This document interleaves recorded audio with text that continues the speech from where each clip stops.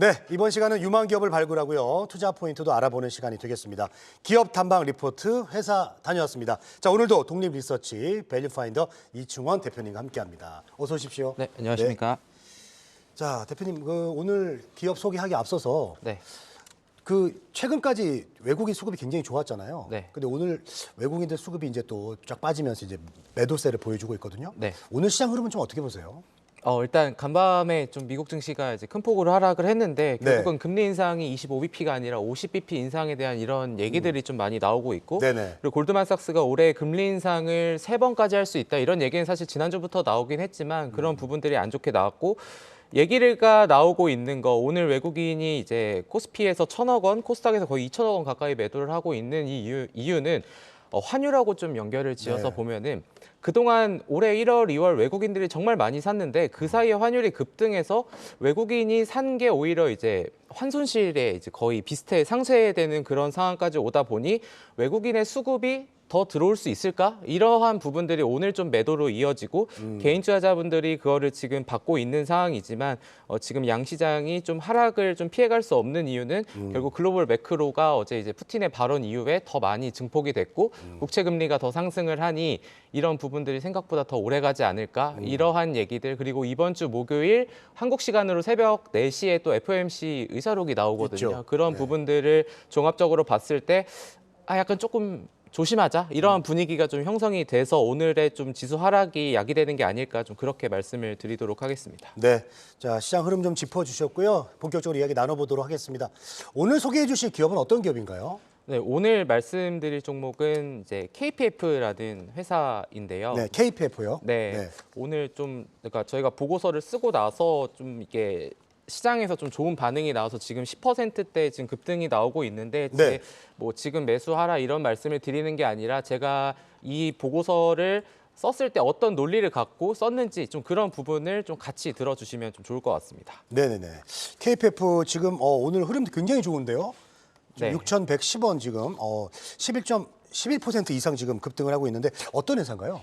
이 회사는 1994년도에 상장을 해서 업력이 되게 오래된 회사이고요. 네. 산업용 파스너와 자동차용 단조 부품 생산을 하는 회사인데 파스너라고 하면은 뭐 말은 어렵지만 쉽게 얘기하면은 볼트 나사를 얘기를 하는 거고 이 회사의 투자 포인트로 잡은 거는 자회사들이 알짜 자회사가 굉장히 많습니다. 그래서 이 보고서의 제목은 현재 시가총액은 1,100억 원인데 적정 시가총액은 2,300억 원이다라고 좀 지어봤는데 어쨌든 이 본업을 보게 되면은 이제 산업용 파스너라는 거는 뭐 건설, 플랜트, 중장비, 풍력 등에 사용되는 볼트와 너트를 얘기를 하는 거고요. 네네. 자동차용 단조 부품도 지금 주력으로 생산을 하고 있는 상황입니다.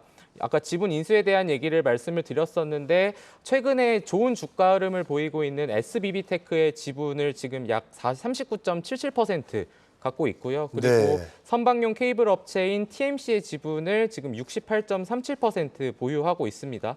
그래서 이 회사가 결국은 지난해에도 사상 최대 실적이 예상이 됐거든요. 잠정 네. 실적에 의하면은 매출액 8,198억 원으로 전년 동기 대비 57% 상승을 했고 영업이익이 401억 원으로 거의 3,000% 이상 증가를 했다라고 잠정 공시를 했는데 올해 이런 부분들이 큰 폭으로 성장을 더 할 수 있지는 않고 조금은 쉬어갈 수 있는 올해가 좀 실적이 될 것이다 이렇게 좀 보시면 될 것 같습니다. 네.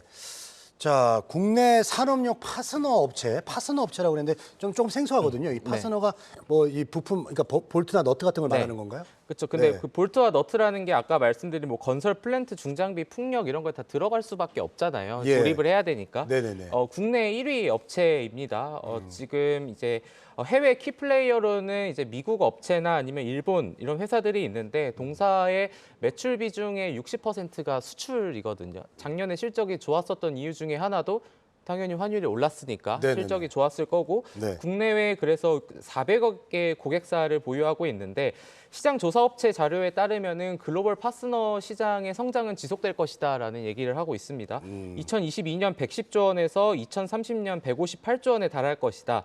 그러면은 이 회사가 볼트와 너트, 이 파스너가 사용되는 산업군이 어디냐를 보면은 예. 좀 굉장히 많은데 건설 39%, 중장비 41%, 뭐 배관 12%, 풍력 8%도 있는데 이 회사가 향후 태양광 쪽으로도 지금 진출을 앞두고 있기 때문에 친환경과의 이런 수혜도 충분히 받을 수 있다라는 점, 그리고 충주 공장이나 베트남 법인에서 지금 캐파를 좀 증설을 하고 있거든요. 그래서 이런 부분들이 본업에서는 지금 이런 게 지금 잘 되고 있다, 이렇게 좀 보시면 될 것 같습니다. 자, 파스너 제품의 이제 산업별 매출 비중까지 이제 좀 살펴봤습니다. 자, 그리고 작년 2월에요. EU가 이 중국산 파스너 제품에 대해서 반덤핑 관세를 부과한다, 이렇게 네. 결정을 했거든요. 그러면서 베트남 법인에서 반사 수혜를 좀 기대해 볼 수가 있겠다, 또 이런 얘기가 있습니다. 네, 그러니까 지난해 2월 EU가 중국산 파스너 제품에 85%의 반덤핑 관세를 이제 부과했는데 네. 이게 처음은 아니었습니다. 이게 보시면 2009년부터 2016년까지에도 이러한 사례가 있었는데 지금 그러한 게 진행이 되고 있으니 과거의 사례를 통해서 지금 앞으로 어떻게 될지를 보자면은 이미 작년부터 올해 상반기에 풀캐파 수주 물량을 이미 다 받아놨습니다. 네. 미리. 그러다 보니까 실적이 또 좋아질 수밖에 없는 그러한 상황들이 되고 있고, 업계 전문가들은 그렇다면 이게 몇 년 동안 지속이 될 것인가, 이거에 대한 얘기 전망을 하는 게 아마 보수적으로 3년, 최장 10년까지는 EU가 중국산 파스너 제품에 관세를 계속 부과할 것이다라는 좀 전망을 하고 있거든요. 근데 2009년 그 전의 사례에서는 사실 지금처럼 글로벌 증시가 경기 침체는 아니었어요. 네. 근데 지금은 경기 침체가 진행이 되고 있다 보니까 그때보다는 생각보다는 매출액은 많이 못 나올 수 있다. 이런 부분은 좀 미리 좀 참고를 하시면 좋을 것 같습니다. 네. 자, 그리고 선박용 케이블 업체인 TMC의 지분을 인수했다. TMC 지분을 인수했다, 이렇게 또 하셨는데 이거를 좀 더 부가적으로 얘기를 해주신다면 어떤 내용인가요? 일단 이 회사는 이제 조선 회사라고 보시면 됩니다. 선박 및 해상용 케이블 업체 회사인데 동사가 2021년 7월에 지분 68.37%를 이제 인수를 했습니다. 이제 근데 조선업 호황이 지난해부터 어쨌든 계속 되고 있는 그런 상황이잖아요. 근데 이 회사가 그런 선박용 케이블이나 이런 수주를 받았을 때 수주를 받고 바로 매출이 나오지 않습니다. 이런 업종은 리드 타임이라고 해가지고 네. 좀 나중에 실적이 반영이 되는데 그게 이제 1년 반에서 2년 정도 걸리거든요. 근데 그게 이제 2023년이 됩니다. 네네. 그럼 올해 실적이 자회사 TMC가 실적이 좋아진다라는 얘기가 되겠죠. 그러한 부분들이 있기 때문에 국내외 빅3 포함해서 글로벌 200여 개 고객사를 지금 확보를 하고 있는 그러한 상황들이기 때문에 지금 나오는 것처럼 국내 선박용 케이블 시장 점유율이 TMC가 또 가장 높거든요. 네네. 그런 부분들도 결국 알짜 자회사라고 제가 아까 초반에 말씀을 드린 게 좀 이러한 영향도 있을 것이다. 지금까지는 실적이 좋지는 않았지만 아까 리드타임이 반영되는 올해부터는 실적이 좋아질 수밖에 없는 이러한 우호적인 환경이 지속될 것이다. 이렇게 보시면 될 것 같습니다. 근데 실적이 좀 그 리드 타임 얘기하셨는데 그렇게 좀 밀어서 나중에 나오는 이유가 어떤 거죠? 발주를 하고 이제 만들고 예. 납품을 하는 게 이제 진행률이라고 해서 인식을 수주를 받았다고 바로 매출액은 아니잖아요. 제가 이거를 해주세요라고 하면 돈을 받은 건 아니니까 이게 시간이 지날 때마다 이제 건설업이나 이런 데에서도 진행률이나 이런 거에 따라서 매출 인식이 다르게 되니까 그거를 만드는 시간을 감안을 한다면 1년 반, 2년 뒤에 매출이 인식이 된다. 네. 이렇게 좀 보시면 될 것 같습니다. 결제가 또 뒤에 이루어지기 때문에 그런 것도 있을까요? 네, 결제가 뒤에 됩니다. 알겠습니다. 자, 그리고 SBB테크에 이제 지분 투자를 해서 이런 이야기가 또 있어서 어떤 그 이 로봇 관련돼서 모멘텀도 있다. 네. 이런 게 또 기대가 되고 있죠. 네, SBB테크가 오늘도 5% 급등을 하고 있습니다. 네네. SBB테크는 뭐 사실 상장된 지 얼마 안 됐죠. 지난해 10월에 상장을 했습니다. 근데 KPF가 2018년부터 올해까지 계속해서 지분 투자를 해왔고 네. 결론적으로는 올해 1월 기준 KPF가 SBB테크 지분 39.77%를 갖고 있는데 네. 오늘은 이제 주가가 너무 급등을 해서 어제 자료로 보면은 어제 자료로 따졌을 때 1,096억 원이었어요. 그 지분 가치가. 근데 전일 이제 KPF의 시가총액이 1,000억 원이었다 보니까 좀 네. 그런 부분들이 이 회사 안 그래도 작년에 사상 최대 실적 달성했는데 근데 이 SBB테크 지분만 봐도 이게 비슷한 거죠.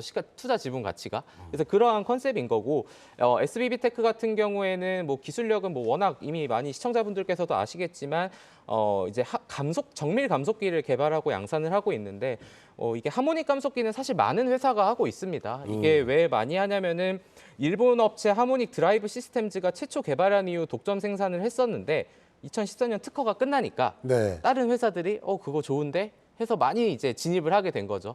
그러면은 여기서 생각을 해볼 게 뭐 오늘은 SBB테크에 대한 얘기를 하는 건 아니지만 그럼 SBB테크가 좋아? 라고 생각을 해보면은 시장에서 가장 빠르게 납기를 대응해 줍니다. 4주에서 6주 정도. 그리고 가격 경쟁력이 상대 다른 업체보다 40%까지 최대 저렴하고요. 경쟁사와 비슷한 품질을 가지니까 사람들이 이제 업체들이 많은 관심을 갖고 있다. 근데 어쨌든 동사의 투자 포인트는 SBB테크의 주가가 상승할수록 투자 지분 가치는 더 증가를 할 것이기 때문에 뭐 괜찮다. 이렇게 좀 보시면 될 것 같습니다. 네.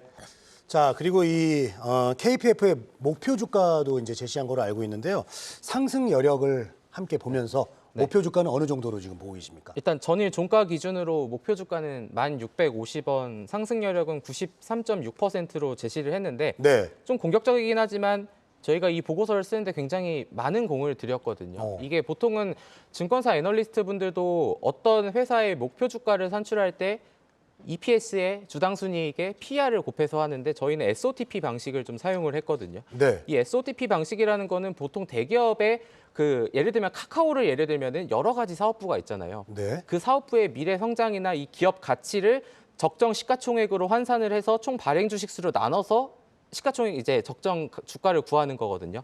저희 같은 경우에는 뭐 TMC의 지분과 SBB테크 지분. 근데 아까 말씀드린 SBB테크는 우리나라가 이렇게 SOTP 방식을 할 때는 할인율을 적용을 해서 100% 다 반영을 하진 않았고 70%만 반영했을 때 TMC와 SBB테크의 합산 지분 가치가 1,190억 원. 네. 그리고 동사의 뭐 파스너나 케이블 같은 영업 가치의 합이 1,048억 원.